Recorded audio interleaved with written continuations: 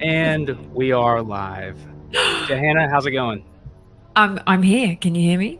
Is everybody this is working? That was Yep. a smooth little intro there with the music. It's going Yeah, all yeah, right. yeah. Yeah, okay. So, all right, audience, I'm checking the chat. Can everybody hear us okay? We can see the chat, so please get involved, everybody. Let's see. So, I've got this up. Music's still going. What's up, John? This is the first time we've ever done this. This is Yep. the premiere episode Let's see. of Raiders of the Past. All right. Audio sounds good, everybody. Everything sounds good. I We can can hear hear you you. loud and Okay. clear. Hey, thank you everybody for being here. So, I had Johanna on my podcast, Temple Talk, that hasn't come out. Still, I've been Yeah, we working haven't on it. released it. I know. I've been working on it. I've been working on the total podcast for the last 6 months or so. And so Okay. I had Johanna on, and I had known in the back of my mind for a long time that I wanted to do a live buddy podcast, just two friends kind of chatting it up on ancient history, but I wasn't sure who I wanted to seek out for this. And so you and I did our podcast. It was awesome. You're very easy to chat with. And at the very end, I was like, I think that this, and of course, I, I mean, I'm kind of late to the game on that one. Everybody's been saying that we should do something together, film a documentary, or Yeah. go on a trip together, or some kind of Climb a expedition. mountain. Yeah, yeah. So I told Johanna, I was like, what would you think about just doing a live podcast? And so I think did we came up with all of this in like one afternoon, didn't we? Yeah, we sat down and we're like, okay, how is this going to work? Because you're all the way over in America and I'm in London and the time difference is mental. Like right now, it's nearly midnight in England, but I'm like, Yeah. no, let's do it. Let's. Oh, I think we lost you for a sec.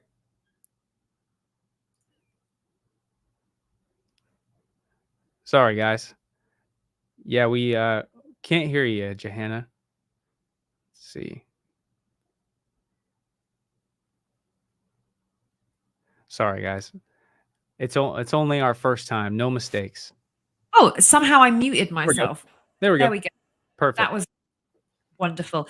Yeah, as I was literally saying, we were going to attempt to do this, technology permitting, from two different sides of the pond, different time zones. Let's give it a go. Um, and yeah, we're on the same vibe. We're like both love history, both like coming from a kind of the same place of we are open to alternative theories. We also like to follow the science. Like I think you're very much in the same mindset as me of like not one side of the line or the other. We're very much sort of in the middle and being Right. open. My favorite place to be. So yeah, I'm up to just like let's brainstorm, let's theorize. And also let's do this live rather than do like a Yeah. pre-record where we get to edit out all the stuff. Let's just do it live with everyone, all mistakes, all included, all in. Yep, mistakes and all. So, okay, Yeah. so what we're going to get into in a minute is kind of giving the origin story of how Johanna and I met. But first off, we're going to sort of try to explain how we're going to run this podcast, this live podcast. So here's the deal. I am at a point where I'm almost about to jump out of my day job, which means I'm on Central Standard Time in Texas. So that means that from 8 a.m. to 4 p.m., I'm at my day job. And I have a 30-minute commute home, which is halfway across England. And so, so I was just saying a joke there. But anyways, um, so I have to come home, and Johanna, by the time I get home, it's almost 11 p.m. there. So Yeah. it's super late for Johanna. So we can't have these podcasts yet where we're going on for 3 or 4 hours, because that would just be unsustainable. So what we're gonna do is we're gonna make it we were gonna do the first Friday, but I got a lot of feedback from people that I know and from people online saying that Mondays would be best. You guys drop in the chat what day you think would be best, but maybe Monday afternoon if you're in the US, which it's going to be late if you're on the other side of the planet. Um, but if you're in the US, it's going to be afternoons, I guess late afternoon and evening on Mondays. And we're going to shoot for about an hour and a half or so. So we'll do an hour of Johanna and I presenting and discussing certain topics. And then we're going to, keep another 30 minutes or so with communicating with you guys and having a discourse with the comment section. So that's what we're going to try to stick with. And at a certain point, we're going to move to, when I leap from my day job, we're going to move to Monday during the day in the US, and that'll be late afternoon Monday, for Hannah. So yeah, at Monday that evening point, for me. yeah, at that point, we'll be able to have longer episodes and maybe even do them more often because it's more sustainable for her. So this is where we're at now. So it's going to be a slow start, but who knows? This could be huge, and it probably could be huge in maybe a year's time or so. And So also, we're going to get to do a live podcast together in the same yep. place next month because we're both going to be at Cosmic Summit in North Yes. Carolina. So we're going to actually logistically get together and we'll be able to do live podcast from that place. Yeah. So we're both going to be at the Cosmic Summit. Shout out Cosmic Summit, George Howard, for putting it on. And that's probably next month, June 14th or the 16th. Is that right? Is going to be yeah, June 14th to the 14th 16th. to the 17th because there's an extra day this year. You're right. There's So Saturday, Sunday, and Monday. Greensboro, North Carolina, and there's going to be a whole list of ancient civilization speakers. People will be talking about the mysteries of Egypt. I will be talking about the mysteries of Mesoamerica and South America. Johanna, have you decided what you're talking about yet?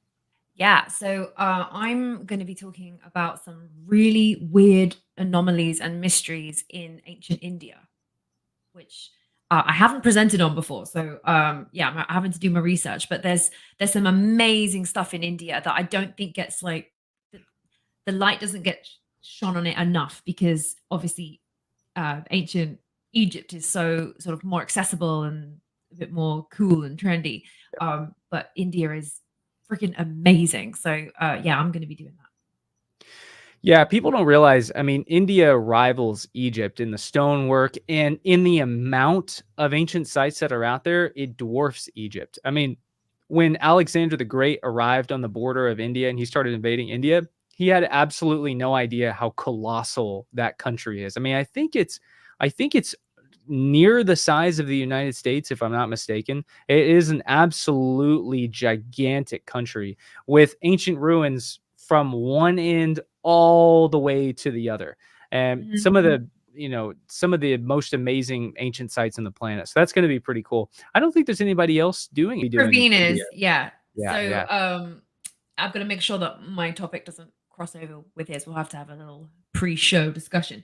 But yeah, that some of the stonework that is in ancient India, I think actually rivals and tops some of the stonework in Egypt. Like in terms of like polished granite and maths and sound frequency in some of these ancient locations. I'm like, this is actually more high spec than ancient Egypt. And I don't know. So anyway, we're not getting into ancient Egypt or India today. We've both brought our own topics. So the way that we envision this kind of out is that we're going to have like a kind of live chat and brainstorm each week or each episode. Luke's going to bring a topic. I'm going to bring a topic, and we're going to just bring them to the table, live discuss them, live research them if we need to, share our screens, and just so we'll get involved. Yeah. So, but today, what we're gonna do because we have converging audiences, we're both going to introduce ourselves. And so, I guess since we're hosting Raiders on my channel, Johanna, if you wouldn't mind going first and introduce yourself and how you even got started studying ancient history and all these ancient mysteries. Just take us all the way through. This is something I'd love to hear as well. Yeah. Hello, guys, and everyone on Luke's channel. I'm Johanna. I'm from London, England. I have a YouTube channel called Funny Old World that I've been running since 2020, which was when I really started to get into ancient history. Well, I've always been into history, but like really started to get into all the mysteries and the open questions and the sort of gaping holes that we have in our history. And it was because of the pandemic, I really had the time, the first time that I had the time to just dive down the YouTube rabbit holes. And I got recommended Joe Rogan with Graham Hancock and Randall Carlson, and also Jimmy from Bright Insight, his like Atlantis theory. And it just hooked me. And I was like, oh my God, what is this? And then I decided to sign up and go on a tour of Egypt in 2020, like in the middle of the pandemic. And I joined Ben from Uncharted X. And Jimmy was also happened to be going on that tour as well. And so I went to Egypt to like do some research. And then I ended up coming back with like whole ton more questions and a lot of video footage. And I thought, oh, I'll just edit together maybe a vlog or two. And I had enough footage for about 9 vlogs. So I started putting them on my YouTube. Didn't think anyone would watch them. Some people did. And then ended up just finding a community online of like-minded people who like to chat about this stuff and research it. And then here we are. Oh, and one person that was on that tour was a guy called George Howard, who has now been the creator of the Cosmic Summit. So he's trying to do like a regular annual event for like-minded academics and also armchair archaeologists, as I like to call us, just people who love the subject. And he wants to create an annual event where everyone can get together in real life and talk this stuff through, have like very serious presentations. And he did it. So the first one was last year. And George very kindly asked if I would like to MC the event, host the event, and also speak myself, which was the first time I've ever done anything like that in my life. It was terrifying, but fun. But yeah, that's kind of where I am today. So 4 years later, just keep searching, keep researching. Yeah. You did an amazing job emceeing last year. I loved it. Thank you. It was a bit like a fever dream. There's a lot of people. There was like 500 people in the room, plus thousands of people on the live stream. No pressure. Yeah, and Johanna and I were by far the youngest people on the stage. Well, so what happened is we were looking for people who to fill the speaker slots, and George was like, if you can recommend anybody, like throw anybody my way. And I saw you you popped up on my TikTok first, and I was like, oh, cool, this guy's making really good content. And then we like reached out to each other to be like, hey, if you ever want to collab, like love your stuff. And then I recommended you to George, and then George was like, this guy's amazing, let's get him on. And then you came to Cosmic and you did a presentation, which was really good. And yeah, now you're one of the the family of Cosmic that comes back every year. Yeah, in the Cosmic Circle. Yeah, I owe you, Johanna, a lot. You opened a huge door for me. I'll get to that, but so I got into ancient history when I was 7 in 2004, I think, maybe 2003, when Brad Pitt's Troy came out, and my parents got the DVD. My parents got the DVD, and they brought it. They invited some of their friends over. I think maybe it was like they were family friends, and we used to have a theater room. And there would be a glass door that you could stand on one side and you couldn't hear anything because it was soundproof glass. And so they had the door shut, and they made me go to my room because they're watching, this movie that was obviously not appropriate for a 7-year-old. So I sit down the hallway, and I can only see like the middle third of that movie. And I sit there for 2.5 hours with my back leaned up against the wall as a 7-year-old, watching this ancient history movie, and I can't hear anything that's going on other than these muffled sounds coming through the door. And I was just totally infatuated with what I saw on screen. There's something about it just reached deep into me and grabbed a hold of me and never let go. And so eventually I bugged my dad to death. And at 7 or 8 years old, he showed me, we sat down and watched the whole movie. And it just completely took over my mind. And so, I would go to school and I would pretend to be Achilles, and like I was killing all of my classmates with sticks that were swords and talking to them about, I don't even know, ancient history, I guess. I didn't know I didn't know the difference between ancient Greece and the knights in the Middle Ages or anything like that. Mhm. And ended up getting kicked out of all of my daycares for wanting to, as a kid, like I would go to daycare school to Luke keeps stabbing people. It's a yeah, problem. yeah, and I was corrupting all, I was at these Christian daycares, and so I was corrupting all the kids there, telling them about all these bloody movies, like at this point, I had seen Gladiator, Yep. and all these other movies, and, so I was getting kicked out of these private schools, I was getting kicked out of our Christian daycares and all that, getting in a lot of trouble, and I went and stayed at my grandpa's because I had no other school to go to as a kid, because all these private schools, two of them had kicked me out, and because I was just exposed to things that I guess they deemed, I wasn't old enough to be exposed to, not because I was doing anything really bad in hindsight, and so No, I just had a to bit of stay. violence. Just Yeah, so I had to stay with my grandparents, and when I was staying with my grandparents, tell you what, go grab the book, the Bible, when I as it was were. when I was staying with my grandparents, I was talking to my grandpa about, I don't know, ancient history. He was a traveling missionary that was interested in the biblical world, and he showed me this exact book right here that was sitting on his nightstand, called Lost Cities. And in this book, somewhere in it, is the city of Troy. And he would read it to me, and he would read me this book, and I don't know, I just something about the ancient world was just captivating me as a kid. I think I actually found it. Yep, Troy. I have no idea if this comes out properly. Anyways, Okay.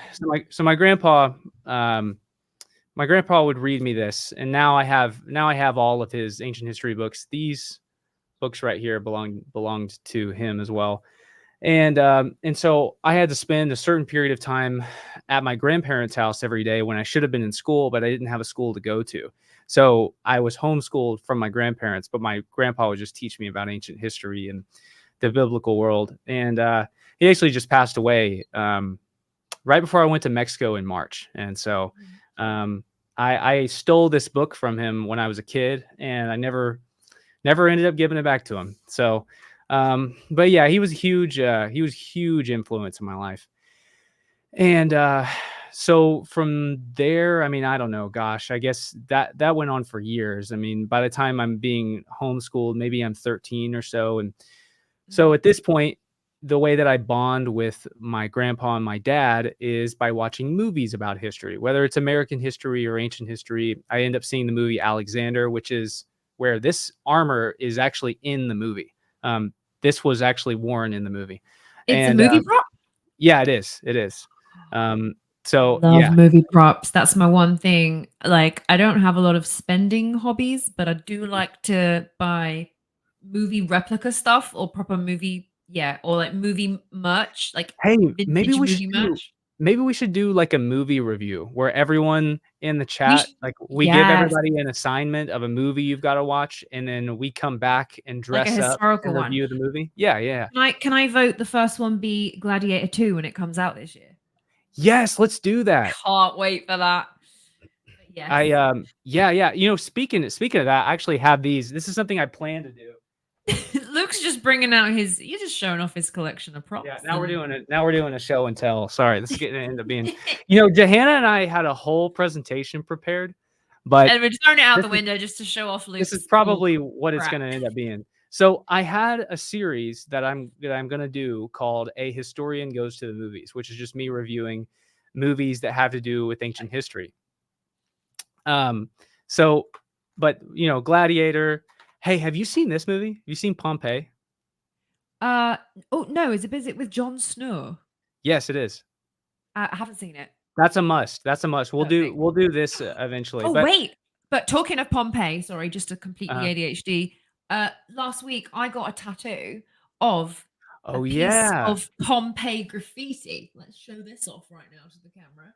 So this is called the Sator Square, which was found in 62 AD, graffitied on a wall of Pompeii, and it's an old Latin like word game, which still to this day there's like academics are arguing over how it's translated. But why it's cool is because it's exactly the same. You can read it any way, like upwards, backwards, forwards, downwards. Yeah, yeah. That's the technical term. And it says Sator, Arepo, Tenet, Opera, Rotus, but in any direction. I'm not doing a very good job of showing this off. Hold on. No. No, that's awful. Anyway, cool point. Yeah, cool story, bro. Yeah, very cool. I got, Very got cool. a tattoo about from ancient Pompeii, but there we are. Yeah, that's super cool. I love that. So yeah, I think that well, one, you got to watch this movie and we'll do a review of it. But yeah, we should do like a movie club. Maybe I don't 100%. know. I don't know how often. You know, at a certain point when we get to the point where we can do this more often, and it's we're doing it during the day for both of us. Yeah. We should definitely do a movie club where we assign everybody watch this movie by the next time we get on, and then we're all going to discuss it. Like a book club, but And we're definitely going to do one after Gladiator 2 comes out. However great or atrocious the movie ends up being. it could go either way. It could be phenomenal or it could be like horrendous. I'm there for both. I'm there for either of those options. You're probably more privy to this information. Is it Ridley Scott? Yes. Is he directing it? Yeah. Okay. Well, it's got some hope then. I said that so confidently, but and now I'm like 50% not sure. But anyway, it's definitely not got the original guy in it, obviously, because do you even know the story of the Gladiator 2? Do you even know what the premise is? I don't. Is that announced? Yeah, so it's Maximus's son when he's grown up, so in like 30 years. Oh, wow. So they're like literally directly continuing, and it's set in Rome, and there's like trouble in Rome, with Maximus's son. No. Do we know who the emperor is? No, wait, not his son. I need to do my research on. Maybe it was the emperor's son. That's the one. It's the emperor's son. Oh, 30 years okay. later. Yeah. There we go. Why Commodus' son? Yes, because it can't be Maximus's son because his kid got. But yeah. Oh, and people in the comments are saying yes, it is Ridley Scott. The cast is wild. I thought that was his daughter. You are right. I've been corrected. Who is Commodus' son? Let's see. I'm trying to see. I love that everybody is like also lovers of Gladiator. But yeah, I'm psyched for the new movie, but we'll definitely put that in the pipeline. And if you have any votes of movies you would like, historical movies you'd like us to review, we'll take that. We're still shaping the podcast. We're just testing the waters. We'll test different things. And there we go. Yeah, exactly. So okay. Anyways, finishing up my origin. Finishing up the intro. How we got here. So yeah, we're now in high school, and in high school, I find Fingerprints of the Gods at 16. So that was 10 years ago. And I read Fingerprints of the Gods, and it felt like reading a damn textbook. Yeah, that book well, I look back on it now, and now I feel like it's digestible. But at 16, that was a very difficult book for me to read, especially the beginning with the Puri Reis map. I was like, I have no idea what I'm. Oh, mentioning that today, I will be. Okay, great. And so read through Fingerprints of the Gods. Sort of understood what was going on, but you don't have any context or perspective of these ancient cultures you're hearing about. The only thing, the Nazca lines, the Olmecs, Teotihuacan, the Pyramid of the Sun and the Moon, and the Temple of Quetzalcoatl in Mexico City. I had no idea what all of this was. And so, and even Egypt, I just didn't have a perspective on anything about Egypt, but it was another thing that like solidified in my mind that, whoa, there's a lot that we don't know about the ancient world. And so that kind of grew and grew and grew in my fascination. And then I saw, then I go to college and I wanted to do archaeology. And I really wanted to do archaeology when I went to college, but it just didn't feel realistic. Like there was a way that I could, have a good life that wasn't sort of like you're kind of like an actor, but you're not paid as well, and you have to do backbreaking work. So you take whatever job, comes along your way, and you have to go do it, but you don't get the rewards of what being an actor would be like. It's just backbreaking work. And so it just didn't feel realistic to me. So I went and did marketing, and I just hated every moment of marketing. Anyways, I ended up meeting Lauren, the girl I'm married to right now. And this is years ago. I mean, gosh, I don't even know maybe this is 2018 or 2019. Mhm. And we're sitting in my room, and on my laptop, we watched the movie The Lost City of Z. And by the end of that movie, I turned to her and I said, I think this is the best movie that I've ever seen in my life. And something about that movie sparked something in me, it reignite something in me that I had been trying to ignore since I was a kid. And she'll tell anybody that movie changed my life. It turned me from one direction instantly to the other. And I just decided that was 2019 or 2020. And I just Yeah. decided no matter what, I'm going to go down this path. And so it was another 2 years of me kind of studying and looking at the landscape that you were kind of already in, that this genre of ancient history and making videos and doing independent research. I studied, well, as strange as it sounds, I studied you and I studied Ben, and I was watching Jimmy's videos and watching Graham whenever he was on Rogan. And I was kind of figuring out how all of this worked. Found NEXT as well through this. And I was kind of figuring out how all of these friendships worked and who knew who. And I was starting to put out my videos after a couple years of doing this. And as I was focusing on my own videos, I would plant seeds here and there and say, I really like your videos. I'd love to work with you someday. And I think at some point it was you and I that I finally kind of linked up with you. And then it was just by sheer luck. I mean, I don't know if you know this. I was the very first person to buy a ticket to the Cosmic Summit. I bought it. What? Yeah, I bought it before it was ever announced. I'm telling you, I was scouring the internet. I was a hound for like figuring out this community. I Oh knew yeah. all the people in it before I was actually involved in it. And Yeah. so somebody tweeted at George, I guess somebody that knows George personally, and was like, "Hey, when do Cosmic Summit tickets go live?" And I was like, "That's interesting. What's that?" I ended up finding this little link to it, and it was kind of like the development website that was live, but it hadn't been announced Yeah. yet. The prototype. Yeah. Yeah, I Yeah. just found a link to it, and I bought a Done. ticket. I bought a ticket through that, and Detective skills. so George ended up going back, and sure enough, I was the first ticket. Anyways, things don't work out with a couple of the speakers. One of them of which I used to really look up to. I ended up speaking in his place, and the rest has been history ever since then because you put that word in for me for George, and so I just can't thank you enough. And That's really all though, right. it is an You honor to deserve to have be you. there. Oh, well, 100%. yeah, it's But do you I had remember do you that's remember you go ahead. at the there was one point at the Cosmic where all the speakers, there's 14 speakers, and most of them are like proper doctors and like academics and guys that Yeah. have been out in the field for like 25 years. And there's me and Luke who are like, we have YouTube pages and we just like this stuff. And, and then so we're on stage and everyone, they get all the speakers to come up and sort of sit together. And me and Luke are on opposite sides looking at each other going, why are we here? And it was just like a really weird, surreal moment where we're like, oh. But actually, no. Yeah.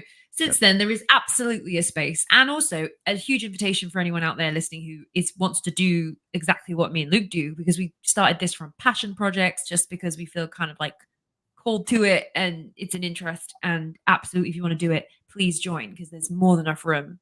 Let's keep passing the rope back. Absolutely. Yeah, there really is room in this community. It's I have a friend who I met at Cosmic Summit. His name's John, and he actually came on NEXT, and we did a Yucatan trip in March, and Mhm. John came on this trip with us, and he brought like a 3D scanner, and there isn't really anybody in our circle right now. I mean, I don't think that Ben has a 3D scanner, or not that he's used one or published anything on it. And it just dawned on me, and I had a conversation with him while we were on the bus going to Ekbalam, I think. And I was telling him, I was like, man, there's so many avenues in this little community to make something of value and of interest, and just keep on putting out videos. And you put out little feelers to, I guess, people like you and I now, and Ben and whoever else. And, if you're putting out things that are unique and you have your own unique perspective, there is a lane. I mean, it's just, it's interesting how, you're probably not on Twitter, are you? I was, but then I got really bored of it, to be honest. And I was like, I just feel like everyone's just shouting at each other. And so I Yeah. quit it. I didn't, not missing it at all. Yeah. Twitter is obviously super polarizing, but I've been on Twitter recently, and I've kind of, tried to bridge some gaps between, guys like Graham Hancock and Flint Dibble, and have a relationship with both of them and a discourse with both of them without things getting heated like they so often do. And I'm kind of realizing that it's interesting that as everything is moving towards individuals creating content on the internet and creating businesses out of it and discussing archaeology, it's like the whole landscape is changing. You can be an expert on archaeology, or an expert on certain aspects of archaeology. I mean, there's certainly independent people out there that know a hell of a lot. Like, I can use NEXT as a perfect example. There's the Temple of Karnak, I believe. That dude knows every single thing about that temple. He probably knows more about that temple than the vast majority of Egyptologists. So there's plenty of independent people out there that can be experts, and they can put out their own research and create an entire career out of that. And it kind of upsets this, and it kind of upheaves this previous established career path where you had to go work for a university, and the people that you're working under are these jaded guys who couldn't get the funding for the things that they wanted in the past. So they see these new enthusiastic guys come in underneath them, and it's just this academic path. And now it's like there's a whole other section of archaeology where you can just, you and I can't go on digs, and I wouldn't encourage people who aren't working for a university to try to go on a dig. It would never happen. We can buy our own spades. Yeah, and you can you can research certain ideas and publish your own papers and express your own theories. Anyone can brainstorm. Exactly. And so it's this kind of new space, and it's just really cool. There is a place for people who are wanting to get involved. This is not overly saturated. I mean, it's competitive, but really the circle is very small. And I think that guys like Ben and NEXT are good examples of guys who know a hell of a lot that aren't your typical academics, And anyways, I don't know where I got off on that. Get on the ground a lot. Like people, there's a lot of people who have very strong opinions about stuff that have never actually gone to a place and sort of checked it out themselves, which is, I know it's a bit of unfair to say that, because traveling is a privilege and it's expensive. But even especially on the tours that I've been very blessed to go on, I meet people who are maybe doctors, engineers. They come from all sort of walks of life, and everybody looks at the exact same kind of question or the exact same problem or same mystery from their perspective. And I've just talking with these different people, I've been like, oh my gosh, he's looking at these remains from the point of view of a doctor, which gives all the different spin on it. Or someone is a mechanical engineer, or someone's a stonemason.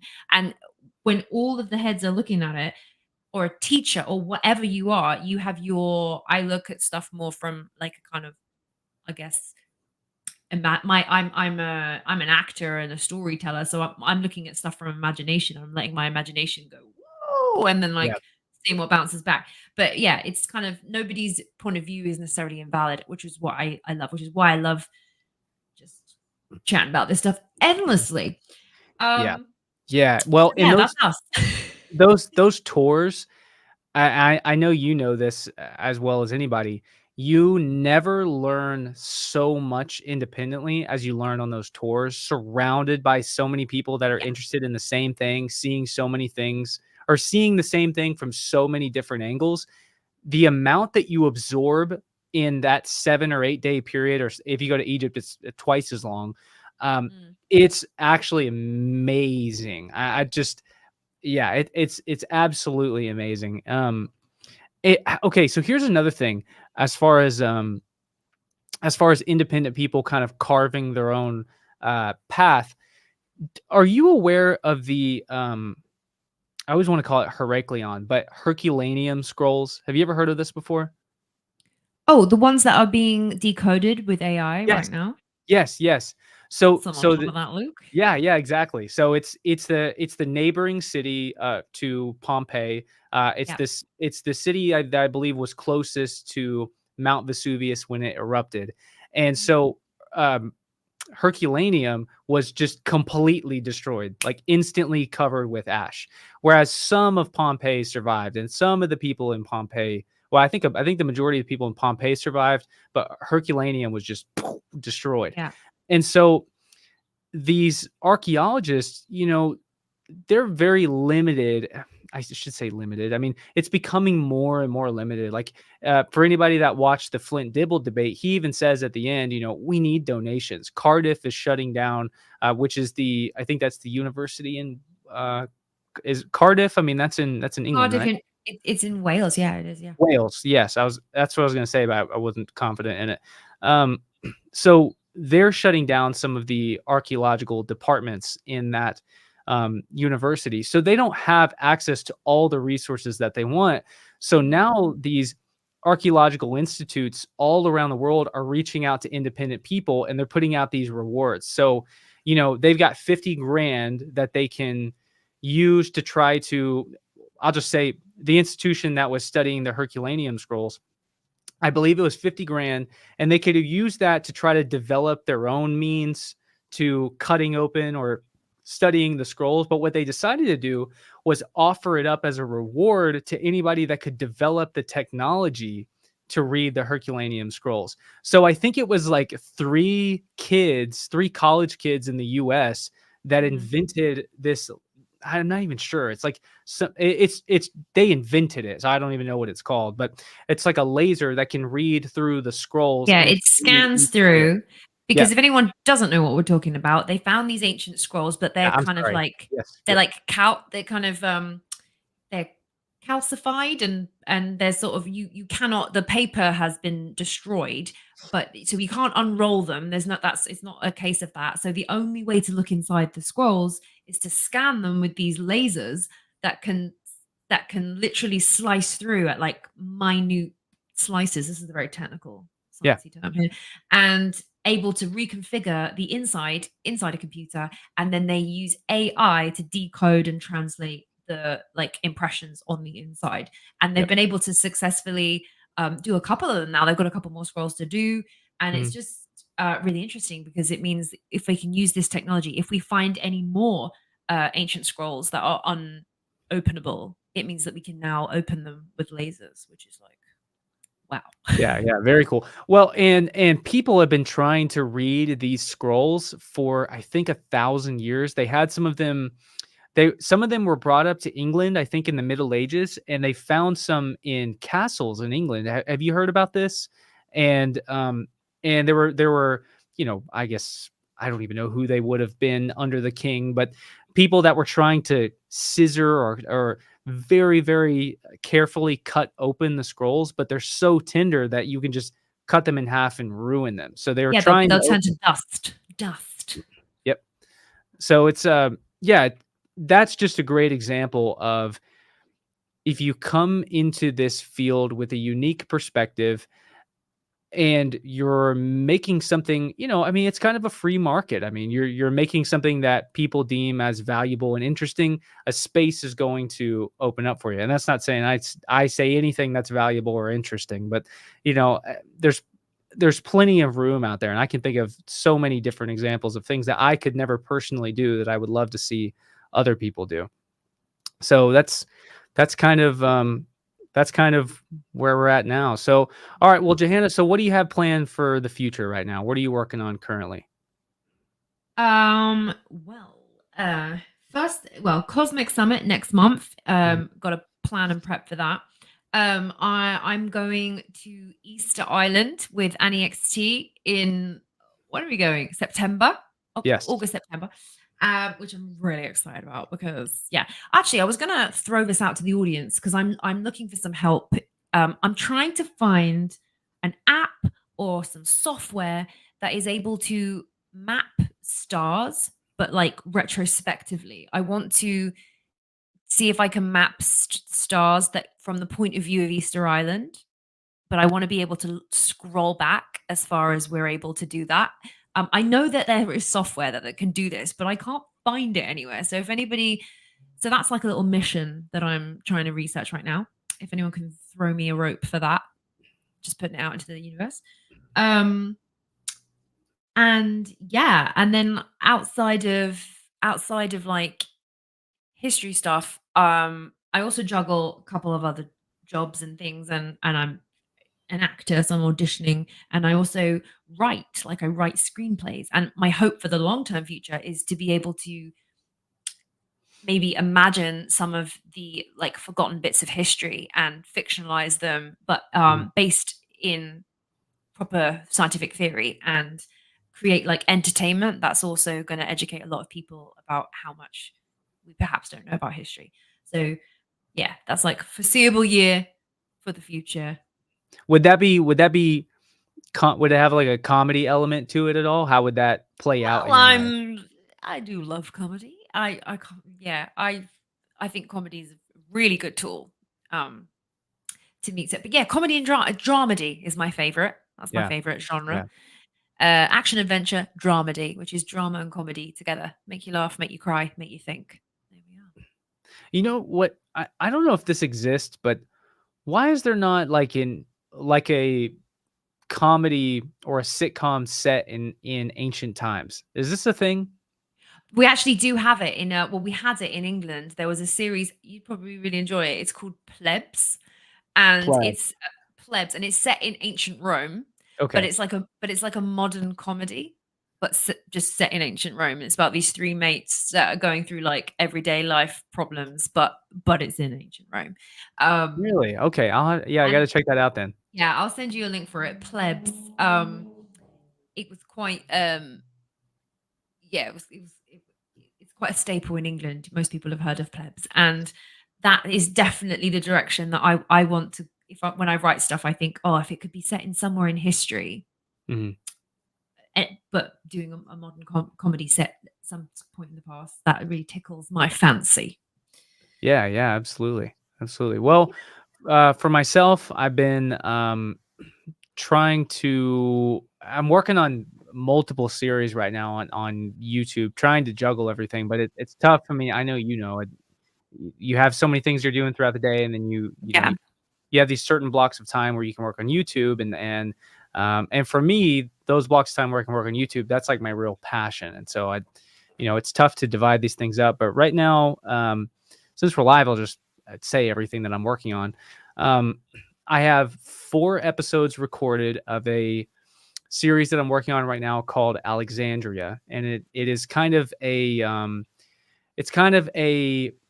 YouTube series that's going to be a biography of the Hmm. city of Alexandria. So it's everything you didn't know and never knew you wanted to know about Alexandria. I mean, we always hear about the burning of the Library of Alexandria, but Hmm. right next to the library was something called the Museon, and the Museon is where we get the term museum from.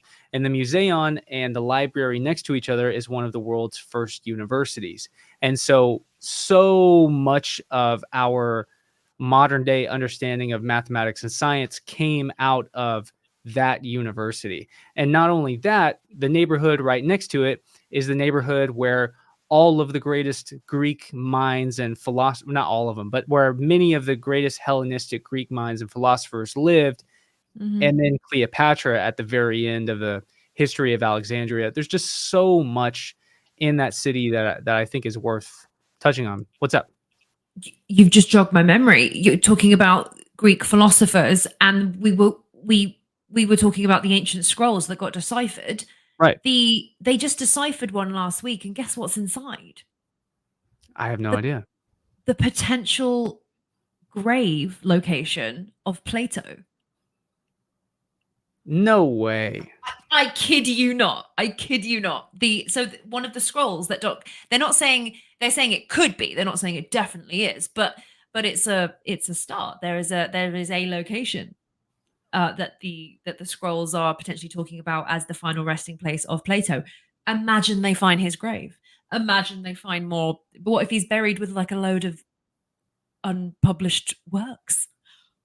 Yeah. Wow. Isn't that amazing? Breaking news on Raiders of the Past podcast. Yeah. Plato's. Grab your spades, guys. We're gonna go dig him up. Yeah. I'm Respectfully. gonna have to change the title. This is I had no idea. That is so cool. I'm gonna have to look into this. Like, yeah, I think we all should. I Well, don't think that was I a mean, fever dream. I definitely saw that on a yeah. TikTok video. Wow, wow. Okay, okay, yeah, we're gonna have to look into that. That is so cool. It's interesting that so many of these, prominent names, you never find their graves. I just did a lecture on Alexander the Yeah. Great and where his tomb is. Of course, he was buried in Alexandria as well. If you guys want to know what I think happened to Alexander's tomb, go watch the presentation I just did. It's on my YouTube. But his Alexander's father, we actually found his tomb, and you can look at photos of Alexander the Great's father and his body. You can see his actual face. You can see the armor that he was buried in.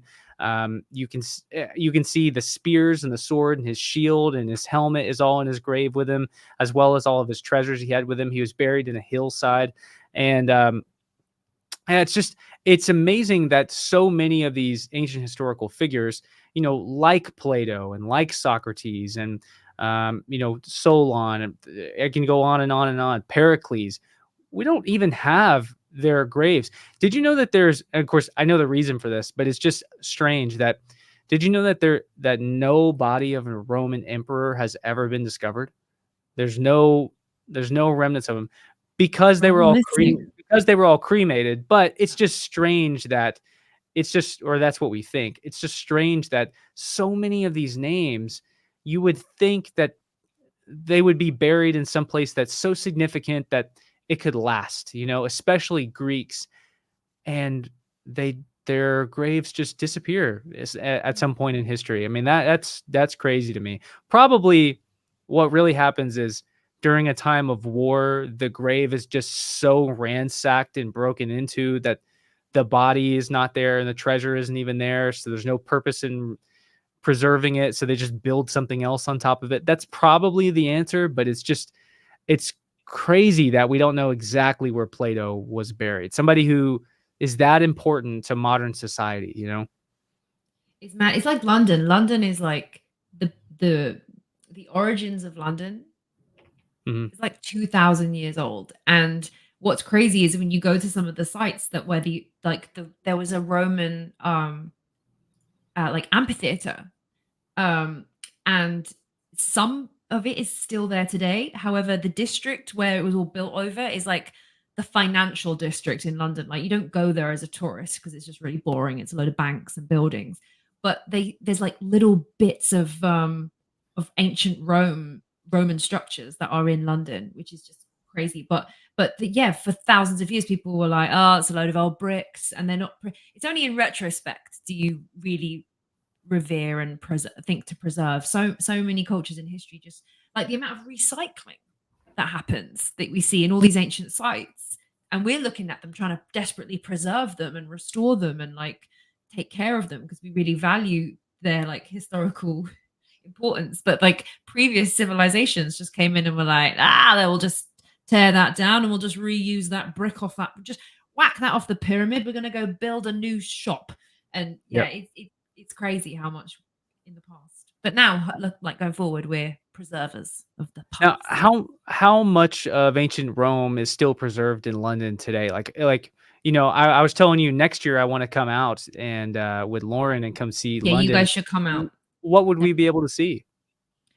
Oh, well, actually, this is what I was gonna message you about it, and I was like, when you guys come to London, I'm definitely gonna take you to the areas of ancient Rome that are still like I didn't know until this week how much of ancient Rome is in my own city because I never go to the financial district. It's really boring. But they've literally preserved what's left. There's some Roman baths that you can go and see, not use because they're not working. There is the kind of amphitheater auditorium thing. Um, there's like a whole part of the Roman fort, like a military fort that was there. Um, there is yeah, like that. Oh, there's like a marketplace called Leadenhall Market, which is nice, full of shops. But there's a barber shop in Leadenhall Market that if you go down into the basement, I hope it's open to the public. I'll check. But they have an original part of like the Roman Wall of London, which is just like chilling out in the bottom of the shop in London, 2,000 years old. Mental. So definitely we'll do a little Roman tour. Like there's enough of Rome, old Roman stuff in London for you to see. Very Yeah, cool. very cool, very cool. Sorry. So, okay, so what we're planning on doing is trying to keep this sustainable for Johanna because what it's about midnight there for you. It's coming up. We're burning the midnight oil. I should probably start my little facts about Antarctica that I wanted to chat about. Yeah, yeah, absolutely. Let's get to it. We should probably get into it. Let me get my notes up. Hold on. Bear with us, guys. Bear with. Um, let me get where is it? Raiders notes. Here we go. So I've got a couple of bits about Antarctica because it keeps popping up a lot on my feed because we get a lot of really cool. I get a lot of really cool history stuff coming up on the feed, and I get a lot of junk as well. Like there's kind of really clickbaity videos that it's like, did you know in ancient Antarctica there's like a whole people living underneath the ice or whatever. And so I thought I would do a little bit of research about Antarctica to see where I sit on it because there's a lot of fantastical claims that are out there. And feel free to jump in at any time, Luke, if you want to Okay. question or add. Now I know. So Yeah, so go on. what we did before we when we were trying to figure out, okay, we're each going to kind of present something, dive into something for 15 or 20 minutes, and I haven't done a lick of research. I know nothing about Antarctica other than Okay. there's a ton of penguins there, and There is. Well done. there's a 10 few points to people there's Gryffindor. a few people there. It's covered in ice. Hitler was interested in it, Mhm. and the Nazis were interested in Antarctica, and there's supposedly aliens there, and that's about all I know about it. That's all you know. It's just like Hitler and the aliens. And exactly. So it's like, maybe like just I thought I wanted to give myself a little bit of a framework of like, what's fantastical, what's potentially possible, and what's like yeah, do you know what I mean? Where can I sit on the side of the Antarctica? Can you see this comment I just highlighted? Great duo. That's my mom. Thanks, mom. Oh, hey mama. Cool. Um, so let me just whip through my notes here. So, Antarctica has no trees, no native reptiles, mammals, or amphibians. They got loads of penguins, but they're not native. But now they've got loads of penguins. However, that wasn't always the case for Antarctica because Mm. it used to be millions of years ago a tropical rainforest. Oh, And it had like, but we're talking like 56 million years ago.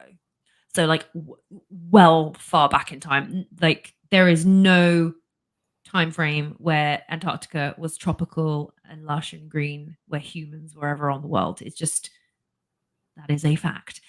But they know that it was home to tropical plants and dinosaurs at one point because they found like all these little called sporomorphs, and they're like fossilized sporomorphs. They can actually find like little bits of what the plants were and like what the little animals, weird little extinct animals that I don't even know what they are. They look a bit like kind of mole rats and things like that.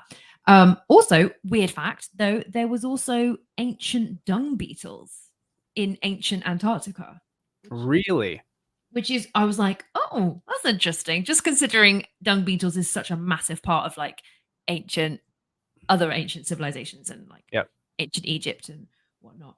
But yeah, they found these like balls of ancient dung beetle whatnot.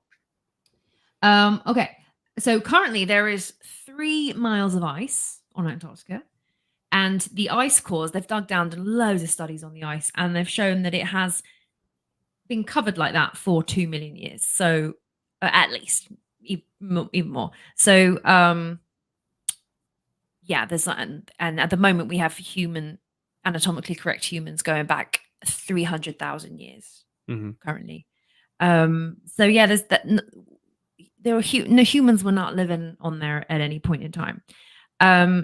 If the ice melted, it would cause global sea rise of 59 meters, which is a lot.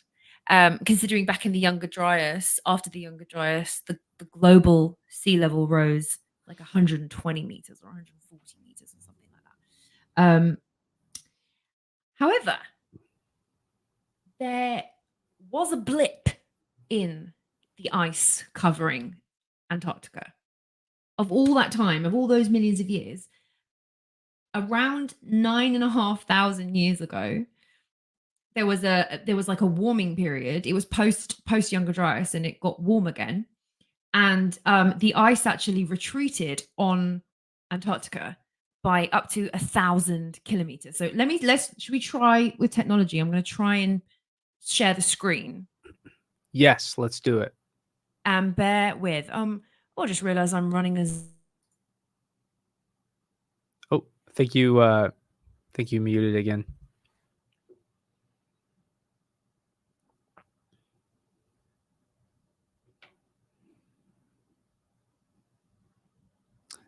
Still can't hear you.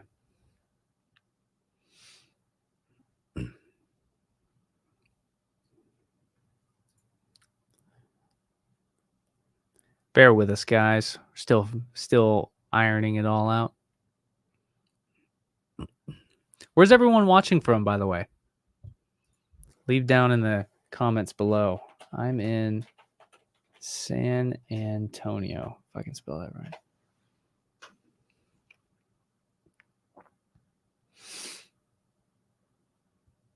Arkansas. Very cool. You know, I was going through LiDAR maps, and if you're out in Arkansas, you should try to get access to LiDAR and just go through all of the oh, something popped up like you were presenting something. Try to go through some LiDAR maps, because there are uncharted mound sites all over Arkansas. Let's see.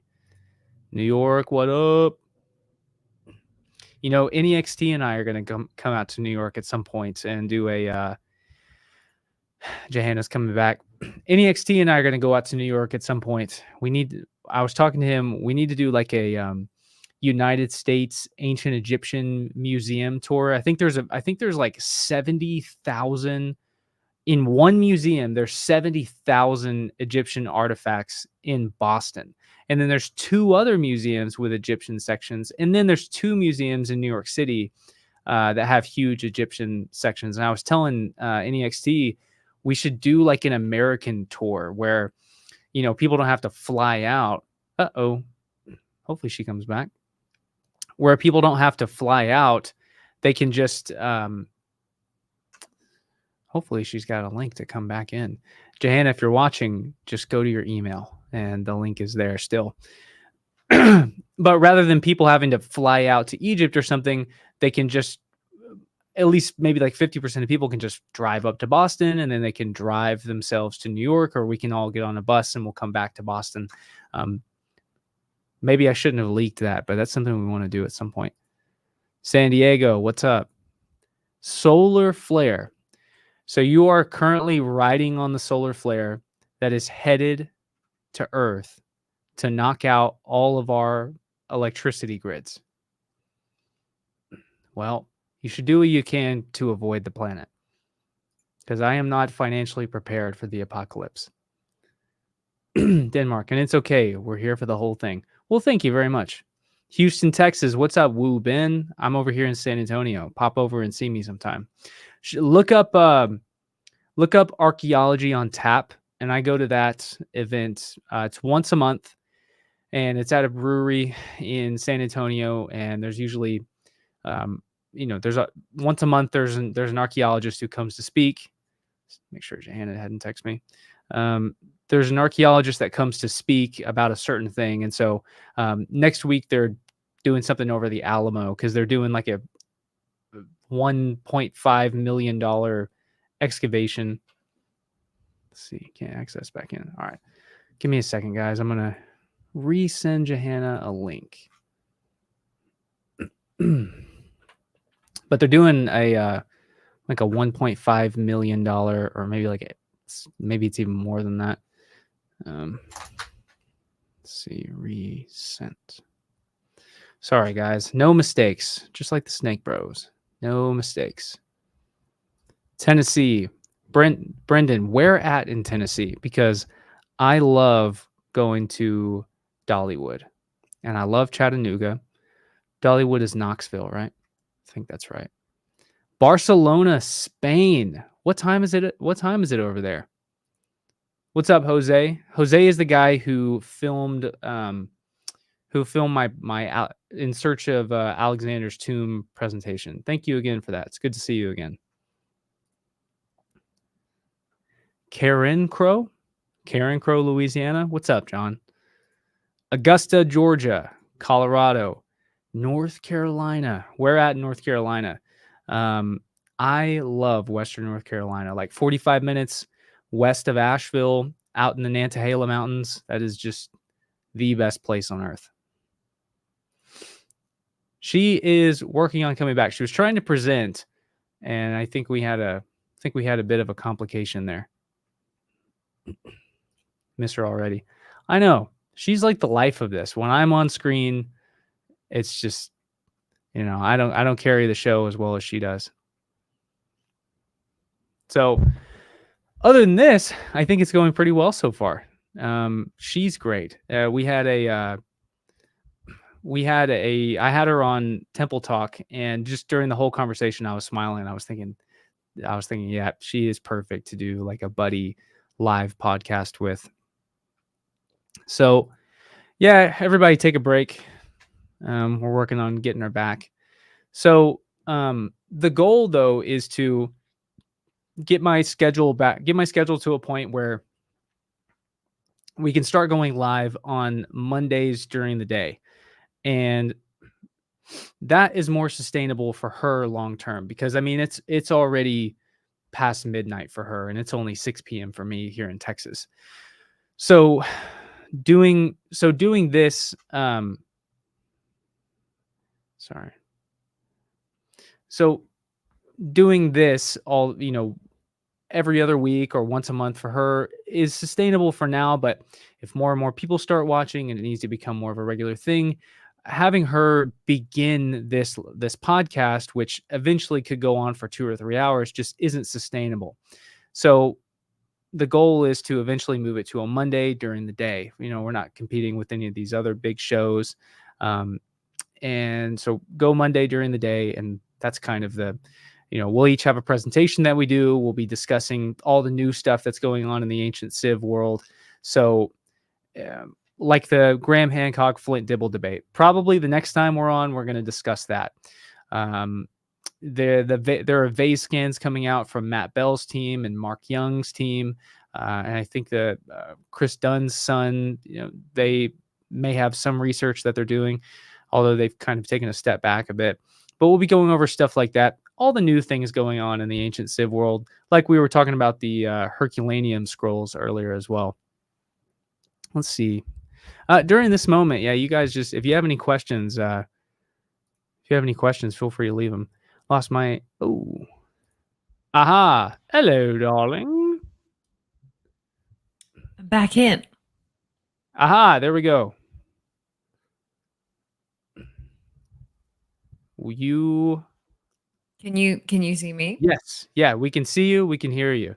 Okay, great. I can I'm back. I can hear you and I can see you. Yeah, something's Great, great. technical difficulties. Apologies. All good, all I good. mean, it was the first one. It had to go upside down at some point. Yeah, yeah. Well, the comment I just pinged right now, that's the Snake Bros slogan. Zero mistakes. Zero Zero. mistakes. Yeah, that's So nice. yeah, Zero yeah, yeah. mistakes for the No, snakes. Can't no, wait to it's it's use all good. Um, do you want to try to present one more time?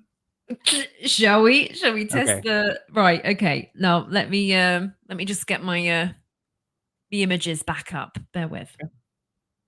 I can't remember where I was. What was I trying to say? Oh, yes. So I think I was saying that Antarctica has been indeed covered in ice for like 2 million years, apart from this weird little blip in the timeline, which was about 9,500 years ago. And I can show you a visual image of how much it did retreat. So, how do we do this? We're going to go for present. I'm going to share my screen.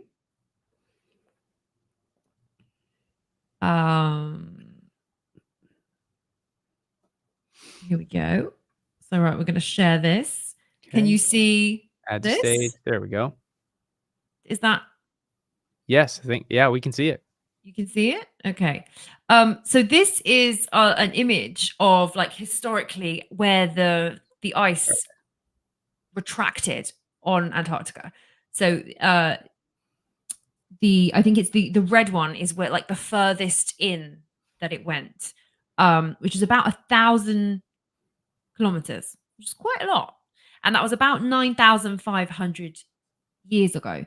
So there would have been a period of a couple thousand years, give or take, where actually the kind of landline around some parts of Antarctica would have been like navigatable. Don't know if that's a word, but so it's interesting to keep in mind because a lot of the argument is about there are these like ancient maps that seem to sort of reference parts of Antarctica's coastline, or the fact that Antarctica seems to pop up on some ancient maps and then sort of disappears again until it is officially discovered again in the 1800s.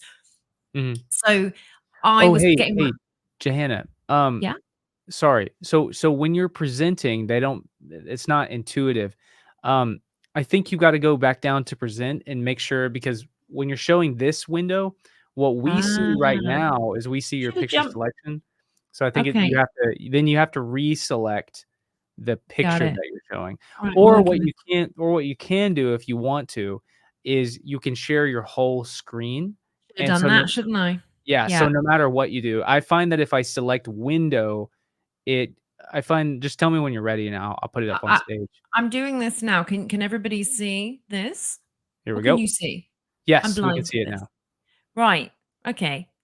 Pretend I just said everything I've just said, and now there's a visual. And for anyone who's listening just on audio, I'm showing an image that has lots of different colored lines showing the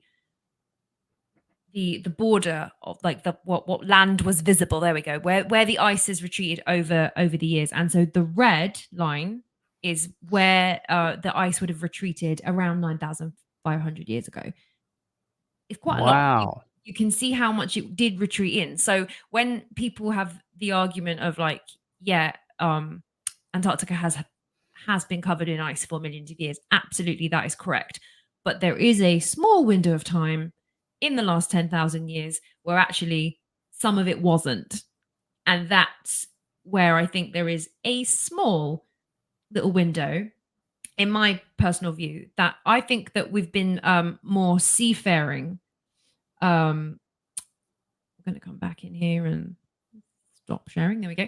There we go. I think that it's becoming more and more accepted. I think now that human beings have been more seafaring capable than previously we'd given them like credit for, and that actually more humans have been managing to get around the world for a lot longer than maybe we think. Just because we've only found boats in the last Yep. couple thousand from the last couple thousand years, but now there's evidence of people migrating and moving around and like Vikings going off to America and all that. I'm saying I can see that I can see a world in which ancient humans were getting around. Like if they could find tiny little Polynesian islands, or if they could find Easter Island in the middle of the Pacific Ocean, I think they could find something as big as Antarctica. Because I didn't know actually quite how big Antarctica is. Like, Yeah. you can fit Australia inside Antarctica in terms Yeah. of size. It's colossal. It's freaking huge. So so this is where my theorizing, where at the moment this is where I am. That there's a possibility that ancient humans had discovered parts of Antarctica, or at least like shoreline, when there wasn't ice on there, in that gap, 9,000 years ago or 7,000 years ago, some of them say. And okay, people are saying, I said I've mentioned Perry Reis, and I think Perry Reis is important. So I looked into the Perry Reis map. If you don't know what that is, it's an ancient cartographer's map that was apparently collated and created from multiple ancient source maps, which have now been lost to history. And it was, I think, in like 14 or 15. I'm going to pull this number out of my head. I think it's like 1530 something. There was a Turkish or Ottoman cartographer, and he collated this map from loads of other source maps. And there are some weird anomalies going on in that map, and some really interesting things going on. You can just Google Perry Reis map. I called it the Peri Peri chicken map for ages. So, like, it sounded like Peri Peri chicken, but and so some people claim, I think I know Graham Hancock likes to claim, that the bottom half of the map matches the coastline of frozen for me. Yeah, you're good. You're good. Keep going. Matches the coastline of Antarctica, which is currently under the ice. And there was like an expedition in the 60s of like a US military. So they did something, so they sort of scanned it, and they said actually they can't deny it is pretty reasonably similar. The shape of the Peri Peri map. However, I do not think it is a I don't think it is. And I'm gonna quickly try and show and demonstrate why I do not think that is. So let me try and present again. Bear with. Just let me know when you're good on your screen. I'll put it up. Yeah. Okay. So entire screen. Here we go. So what you're saying is you don't think that the bottom of the Peri Reis map is Antarctica? I don't think it is at all, and I can tell you for why. So let me find my little images here. So Perry Reis map. Let's just whack that up. And we will ridicule anybody who disagrees with you. No, absolutely. I fully respect anybody who has an opposite opinion of me. All love here. So can you see the Perry Reis map? Boom, we're up. Can you see what I'm? Okay. Yep. So and what's interesting is the Perry Reis map is actually, this is only 1/3. It originally had 2 other thirds to it. Mm-hmm. And they've also been lost to history, which is such a shame, because I think if we could just see the full extension of the map, so much more would have been found. But there's a lot of clues and a lot of cool stuff in the Perry Reis map. Just because it doesn't show, I don't think it shows Antarctica, doesn't mean it doesn't show cool stuff. And it doesn't mean it doesn't show evidence of really advanced ancient seafaring and map making. Sure. So here's the map. The arrows right now are pointing to these sort of measurement bars, which come into the importance of ancient seafaring in a moment. I'm going to try and find how it relates to Antarctica. Where's the images? Oh, come on, let's find it. Is it this one? Oh, here we go. Here's an up close. Can you see this one? I can. Wow. So this is the Perry Reis map, right? This is just why a lot of people think it possibly looks like it's mapping Antarctica. So you've got, that's the borderline of the Perry Reis, and this is the shoreline of what would be under Antarctica. And you can see there's like kind of some similarities. Do you know what I mean? It's sort of like if you were like Chinese whispering, or you're trying to like the shape of it. This is where it's pretty reasonable. Yeah. That wasn't actually. It's undeniably similar right there. Okay, so you've got 3. To simplify this, I'm going to give myself like 5 minutes to say this and see if it comes out coherently. Okay. You've got 3 types of ancient maps. You've got Portolan, which I like to call pirate maps, which is where you have like rose compasses and lots of lines and lots of sort of like latitude lines and longitude lines. So Portolan is pirate. You have this type of map, which is a Mercator projection, which is what Google Maps kind of, this is the one we're most used to looking at, is a Mercator projection. You're like putting the world into like a cylinder and then rolling it flat, which actually distorts the map a lot. And then you have a thing called azimuthal, which you can recognize it because it's used on the logo of like, I think it's like the UN logo and things like that. So azimuthal is when it's really accurate in the center, and as it warps out, it distorts drastically, right? So you've got 3 different kinds of maps, and I think all of those 3 kinds of maps show up in the Reis map. Considering the Reis map was made from lots of different source maps, that theory could be correct. And so this is what happens when you overlap. Oh my God, I'm trying to look at tiny images. Here we go. So here is a picture, right? Can you see this? This is the world map. This is going to be very confusing for anyone listening on audio. I'll try to describe it. So here we have a picture of the globe, and we have the green marks the Mercator projection, the Google map that pulls it out. The pink is azimuthal. And so if you look down at South America, can you see what it's doing? It's starting to curve and curve upwards. And what we see on the Reis map is you see super accurate shoreline along the like bottom or like the side of South America. And then as the map goes down, it starts to curve and it starts to warp in the same way that azimuthal maps do. Wow, that is interesting. So I think what's happened is that I think I'm trying to show another graphic for how. Here we go. So here is the Reis map, like pulled out into 3D and superimposed over like a 3D globe, and you can see how it's super accurate along the shoreline of South America, and then it starts to curve and curl in the way that the azimuthal map did before. So wow. I love that. It's kind of cool. And so there's a guy on YouTube that is like really into maps and maths and 3D projections and whatever. And so he did all this work, so that I'm completely lifting it from him. And I will find his video and we can put it in the like show notes afterwards. But he did a whole load of research into the Reis and pulling it into, and he found some really interesting here we go. Here, yes, really interesting points. So the points of the Reis map that it's more accurate towards the center of the map, especially between the points of Africa, the side of Africa and the side of South America. And then the map, it loses its accuracy the further down it goes. Again, looking like potentially there could have been an ancient azimuthal source map that was like warping it. And is this the image? Yeah. Also, if you look at here we go, put this like super as big as I can.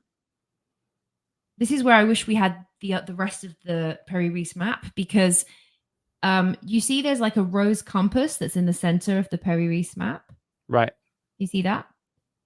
If you follow that line out, like around the world, you hit Giza. And also the exact same, there's like a lot of maths. This is where I'm not a mathematician. I very barely passed math in school. But if you take like the distance between that compass point and project it to the north of the world and then project it out to like Giza, it's the exact same distance. There's like a lot of interesting maths that comes out of the Reis map, as if the person who created the map or the source, these ancient source maps that the Reis was made from, were incredibly accurate when you pull them out into 3D. And just to go back to those, this is really fascinating. It's I mean it is. It's like what? Just to go back to let's go back to the original Perry Reis. So you know when you these measurement bars that you get on the Perry Reis map. Right. So they are not they are measuring they're like distance scales or whatever they are. Anyway, in an actual nutshell, they have different measurements on the top one and the bottom one, and when you and only when you project these out into a Mercator projection, when you do that like 3D global thing, um, they are accurate to they are accurate when you pull them out into 3D, which means that the person who created this map and drew it in a like flat pirate map, they were putting the accurate measurements and information um to the actual distance in real life. That doesn't make sense. How would I explain this? It means, and to accurately map and measure distance, you need accurate longitude. Yeah. Which the Greeks and the ancient seafarers had like basic longitude, but we didn't get that until you can measure time, because longitude is all to do with accurately measuring time, and we didn't have Mhm. clocks until like the 1700s. So, but this map was written in the 1500s. So there's like little clues here about basically ancient seafarers set pre clocks and Wow. pre this map knew how to measure accurate longitude. Um, because of the way that these bar measurements, when you pull them out in the 3D projection, Mhm. how they fit exactly the right measurements. It's like pulling something from 2D and it fitting in a 3D space, and you can only do that with some pretty advanced maths. So on the one hand, I personally don't think that the bottom is Mhm. Antarctica. I don't think that that's what the Perry Reis map is showing, but I think it equally shows something just as cool, that there is like advanced maths encoded in the map, that points to the Wow. idea that previous source maps might have been well they were really accurate in the 3D world. There is so much. Okay, do we have any speculation at all as to the Going backwards. source maps for this? As to what the source maps, who could have made them, what expeditions?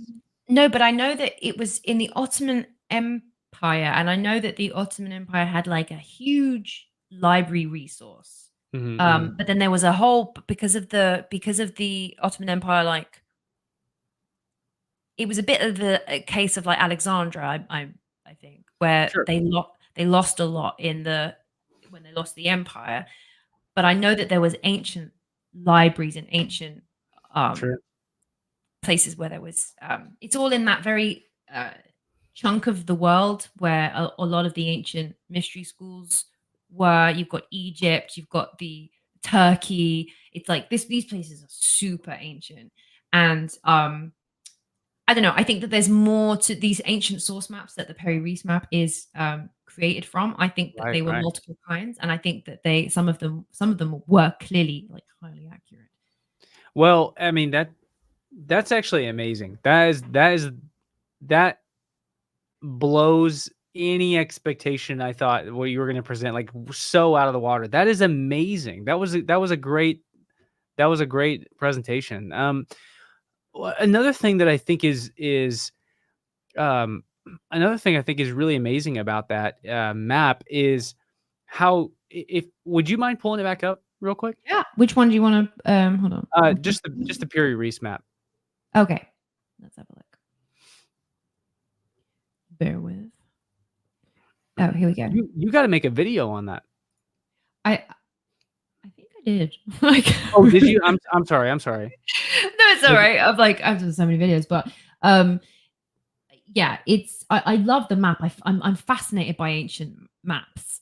I think they're incredible, and especially the ones that have Antarctica on them, specifically because like officially we didn't discover it until like the 1820s.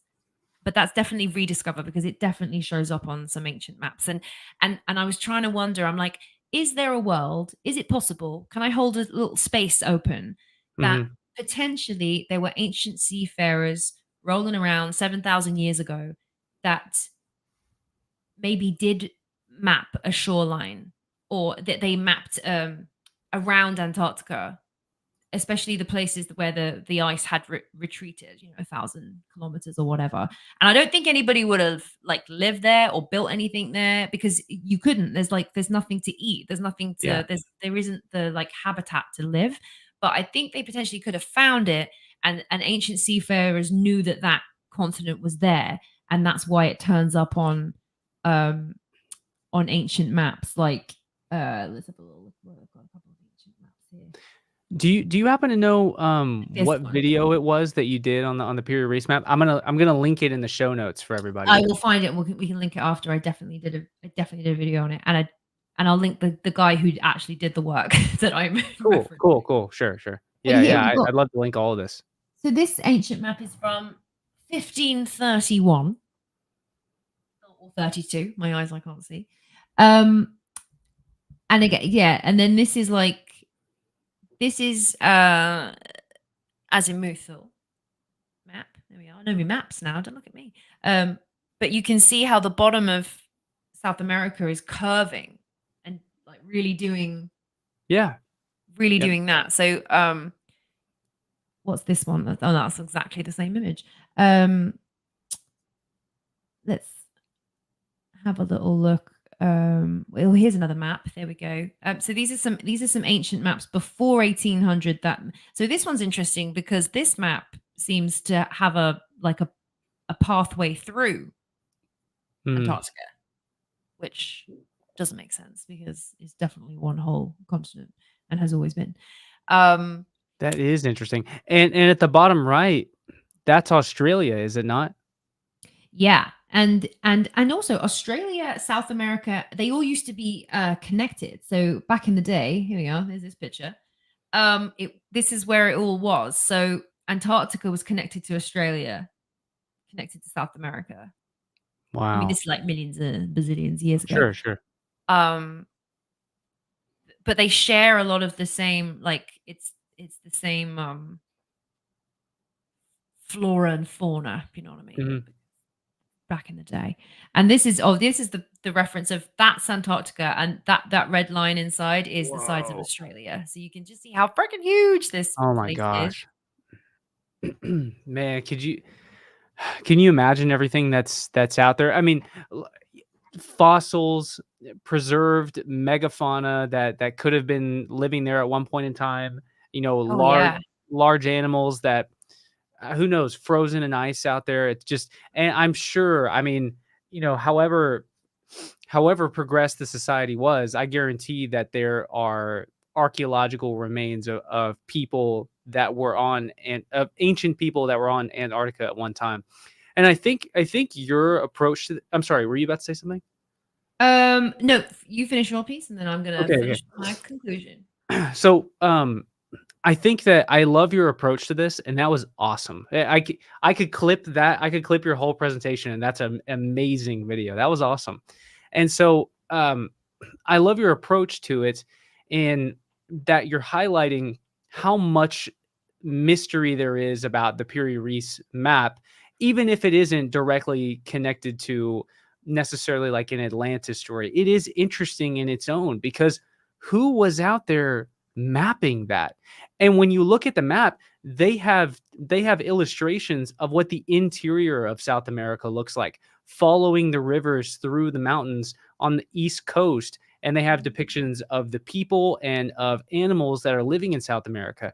So, I mean, there were people navigating those waters and mapping it. There were ancient cartographers out there who knows how much further in the past.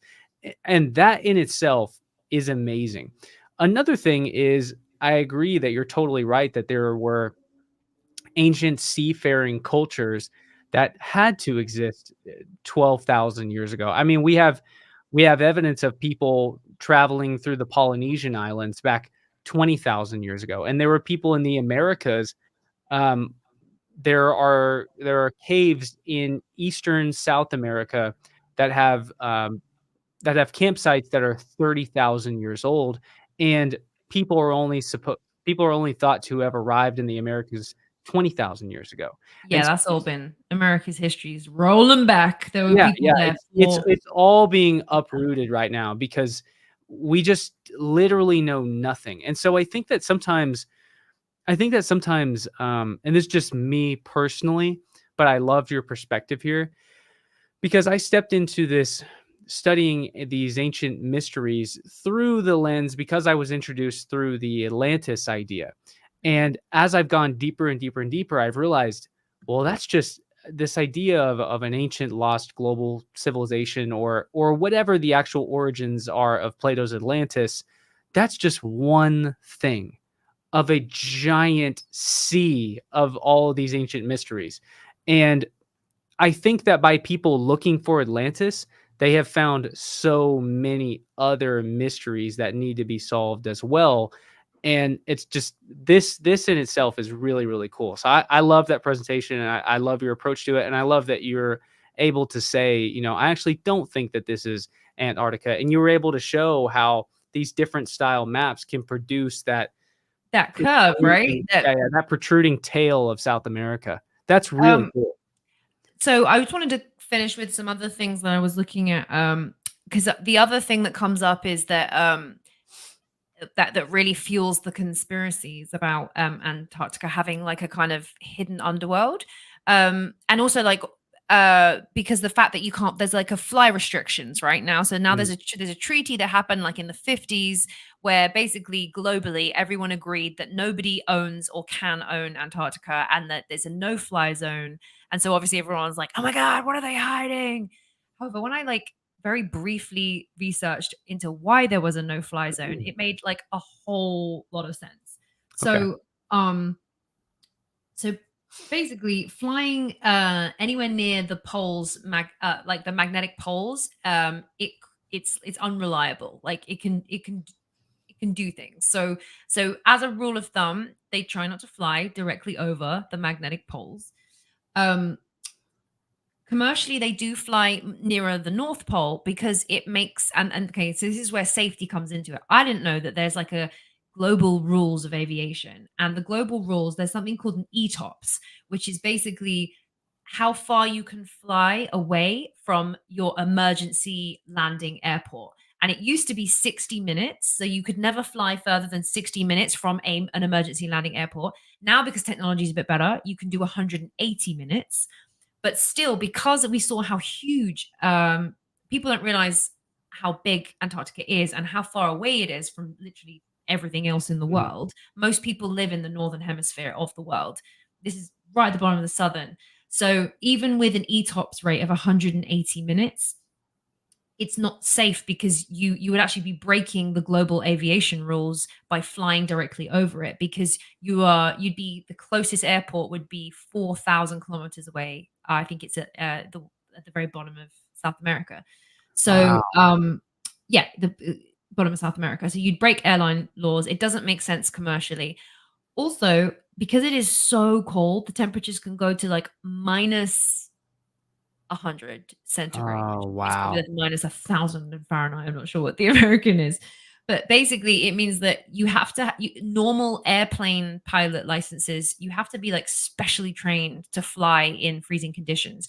You have to have specialist equipment. You have to have a whole different safety rig.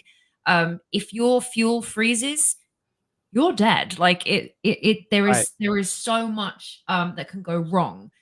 So like the reason why you can't fly over it isn't necessarily like they're hiding anything. It's like it could be a suicide mission because if you got into trouble, no one can get out to you.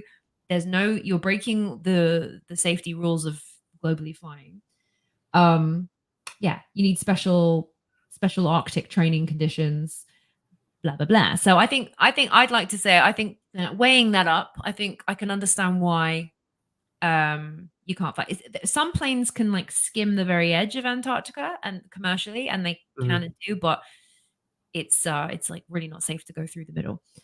And the other thing when people are saying, what are they hiding? If we look back at when the treaty came in, so the treaty came in to say nobody can go there, nobody can own it, from the 1950s. So there is a guy, Admiral Byrd, Mhm. who did like an expedition in the 50s, and I found again, I'll probably link it in the show notes because we're running short on time now. But I found an interview that he did that's on YouTube, and he talks about going to the expedition, and he talks about I can actually quote what he says just to speed it up. He says, "We've found enough coal within 180 miles of the South Pole, enough to supply the whole world for quite a while. There's evidence of many other minerals. I'm pretty sure there's oil. There's evidence of probably uranium there, which if you Google it, there is there is uranium Sure. in Antarctica, which it's the most peaceful place in the world, but I don't think it will be for long." And then literally like 3 years after they came out saying this, immediately there was the Antarctica Treaty saying that nobody could go there. Uranium is used for nuclear warheads Yeah. and nuclear fusion. So I think that they were envisioning like a global race to Antarctica to like rip it of all the minerals and the uranium and the oil and the whatever. So they did like a global treaty to be like, "Bleh." So I don't think they're necessarily hiding anything. I think Yeah. that they were like everyone was agreeing to be like, "Yeah, cool, bro. Let's not. Um so Hey, look who just popped in. Oh, it's Matt, Ancient Architects. Shout out Ancient Architects. What's up, He's just Matt? only 103 minutes late to the party, Matt. Matt, we got to have you on the show someday, man. We definitely have to have Matt on the show. Cool. So yeah, so Admiral Byrd, when you Google him, there's a lot of all the conspiracy theories come up, but nothing. I can't find any source that because apparently when he died, his son found like a secret diary, and that's where all of the like crazy stories about what really went on in Antarctica came from. However, he didn't really say anything about it when he was alive. Like all of the live interviews really tend to be talking about things like there's a lot of uranium, there's a lot of coal. It's going to get crazy down there. So I'm willing to. I don't know. My gut says that the secret diary that was found after someone's death, like it's you're dead. You can't like this you can't control what happens. And I feel like maybe his son was doing a bit of a money grab because I can't find him actually saying any of that. But yeah. One to Google, and there we are. That's my closing thing on my thoughts about Antarctica. Well, that was an absolutely stellar presentation. I need an applause button where I hit it and yay. We need one of those. Yeah, next time we come in, I'm gonna load it up with, anytime somebody makes a point that's just mind blowing, there's gonna be a explosion, and then we'll have an applause. So, but that was Lauren dropped a comment. Yes, she did. Johanna did amazing.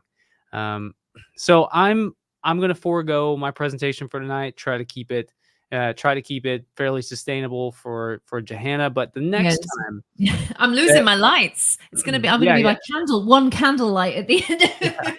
So but the next time we come on, I'm gonna go over my my Olmec expedition. But for now, for these last 10 minutes or so, I just we both take a moment and interact with the comment section. That's how we're gonna try to do it. So we got a few supers here. So somebody subscribed to the members only. Leora, I think that's how you pronounce it. Leora. Welcome, Leora. Hey, thank you so much. Thank you so much. And we have 19 SEC. I have no idea what country SEC is from, but thank you so much, Dumber Zero, for a super sticker. I really, really appreciate it. The Big Five from Shermanator Osborne. Hey, thank you so much. I appreciate it. And the very first super chat we got tonight, NEXT. First to support this podcast, nice work, Luke and Johanna. The map bit is interesting. Nice work, Johanna. What was the source map guy on YouTube? I know. I should have definitely been more prepared with his name. I'm going to find it, and people can loop back and on this video, and we will have it in the description.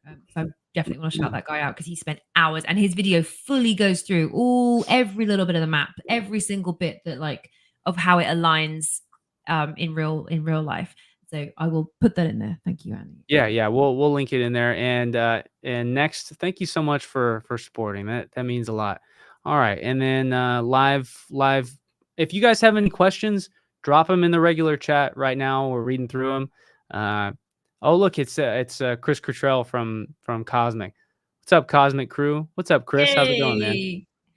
Yay! Make sure, yeah, and guys, tickets are still available. Just final shout out for Cosmic, and also that we're doing a live stream. So even if you can't make it to North Carolina, you can be with us every day. You get the full, and actually the live stream is like, well, it's video on demand. You can download it, you can keep it forever. We've got, I think it's at least 20 speakers. You'll get 20 different talks that you'll get to keep forever and just watch at your pleasure and leisure. And yeah, it's going to be buzzing. But if you do come in real life, we're having two parties. I think there's a party on Friday night, there's a party on Saturday night. It's gonna be epic. There's a whole bunch. More and more people keep adding to the roster. So yeah. So, see who the speakers are. Let's see, loading it up. Still following. Uncharted X, got Walter, Praveen, Randall Carlson, Robert Schock. I'm so excited to meet Robert Schock. That's gonna be. No, I've not met Robert yet. Awesome. We'll be busy mates by the end of it. Yeah, very cool guy. Of course, Randall. Ooh, there's Johanna, Scott Walter, Ben's of course going to be there. Praveen, Hugh Newman. I'm excited to meet him. Oh, yeah, Hugh. I've met Hugh. Luke Caverns, whoever that guy is. Micah Hanks, Dr. Shrandra Vikramasinghe. Yeah. I probably did not even come close to pronouncing that correctly. But do you remember the talk that he gave in that? He gave such a good talk. And he's coming in person this year. So last year he did like a virtual talk. And this year he's flying all the way from England. And he's going to be doing a keynote speech. He's the guy that discovered that there was bacteria and life in space. That's how amazing this is.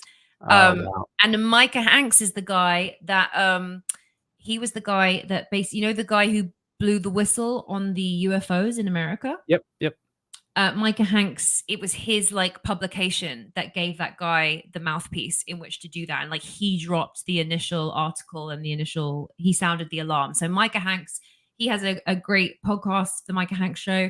He's going to be co-emceeing with me. Cool. And yeah, so Chandra's amazing. Micah's amazing. It's every single person is insane. Who else have we got? We've got of course we got Russ, Haley Ramsey, Dr. the Stephen Snake Collins. Bros. Yep. Haley Ramsey does ancient Masonic and symbology stuff. Sure. Scott. Yeah. Stephen Collins, he's the guy that he's pretty sure he's discovered Sodom and Gomorrah. Yep. The biblical Sodom and Gomorrah, but he's been out excavating for 20 years and he's got all the evidence and it's all connected to the I was talking to him last year when we went to that awful pizza parlor after Cosmic Summit. I sat down and I talked to him and I was just getting his perspective. Now this is Dr. Collins. I was just getting his perspective on biblical archaeology and he told me, and I think, he talked about this a bit in his presentation, that he discovered a pit up on this hillside, I think in Jordan, that was across from the city of Jericho. And this pit, he believed, is where the Ark of the Covenant was stored for a period of time so that it couldn't be stolen, because the pit was lined with stone and it was just bigger than the Ark of the Covenant would have been. And it's just, I can't imagine standing out there in Jordan and looking down and you're looking at a pit that the Ark of the Covenant was actually set in once upon a time. Just mind-blowing stuff. So that guy is really, really cool. Of course, the Snake Bros, Russ's presentation last year, I thought was one of the best presentations. It was so good. And the animations that they did, I mean, those guys are just, those guys are really slept on. And one day that Snake Bros podcast is going to be huge. Those guys are pretty amazing. Of course, we got our buddy Chris right here. And then we've got Dr. Randolph expert. Yep. And Carolina Bays, that is amazing. So I'm going to have to do a 3-part podcast with Chris. But I had him on and we did Carolina Bays for an hour and we didn't even scratch the surface of everything that we could have talked about. So we got to do probably another 2 episodes with him on Temple Talk. And then we've got Dr. Randolph Daniel and Timothy Hogan. So I don't know these guys, but he's a Grand Master for multiple Knights Templar lineages. And he works with Scott. Oh, yeah.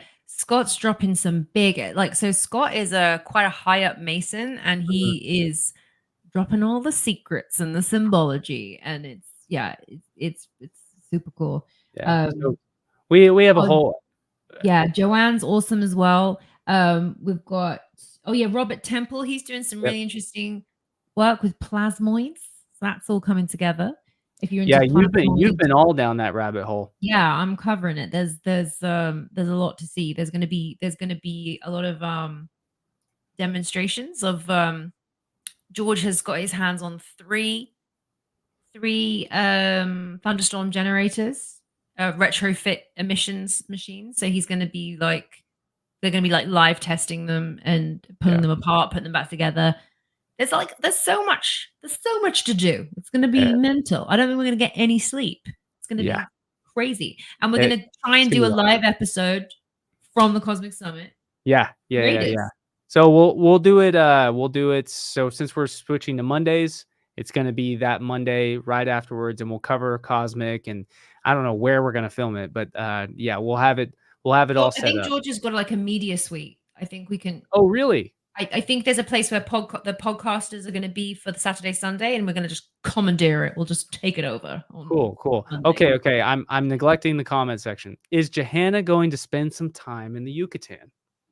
I think I have to. I Yeah. think it's part of the. I think I'm called. Yeah, I don't know how well I deal with snakes, but maybe Oh, if I got some like really tall, thick trousers, like plastic trousers, I'll do it. you know one thing about England that I don't understand, and maybe I'm wrong. Do you guys have a lot of snakes there? No, tiny weeny grass snakes. Okay, because all the time you see English people walking around wearing those really tall snake boots that like go up to their knees, those tall leather boots. And here in Texas, I'm not talking about cowboy boots, I'm talking about snake boots. You only see people wearing them so that they don't get bitten by snakes. But I always see people in England with the really tall boots. Is that like for rain and That's wet ground? no, it's not because I mean, it rains a lot, but anybody with the tall boots on, it's going to be fishing. There's a lot of fishing goes on here, Oh, okay, so okay. that's why. So people can like wade into the rivers and the streams and the estuaries and go Gotcha, fishing. gotcha. That's why we wear the big boots over here. Okay, Um, okay. Because but yeah, there's the yeah, we should. Oh, I was saying there's a podcast called Country Homes in England, I think, something like that. Have you ever seen this before? And it's Country guys who home. talk. Yeah, yeah, and it's these guys who talk about these country homes in England, and they're always walking around, and they've got these really tall, nice leather boots on, and I'm like, there has to be a purpose for that, but for me, the purpose is so different. Oh, the taller. Maybe they're riding boots. If you're really posh and you have a You know horse, what? You know what? That's probably right. probably riding boots. There's poshos.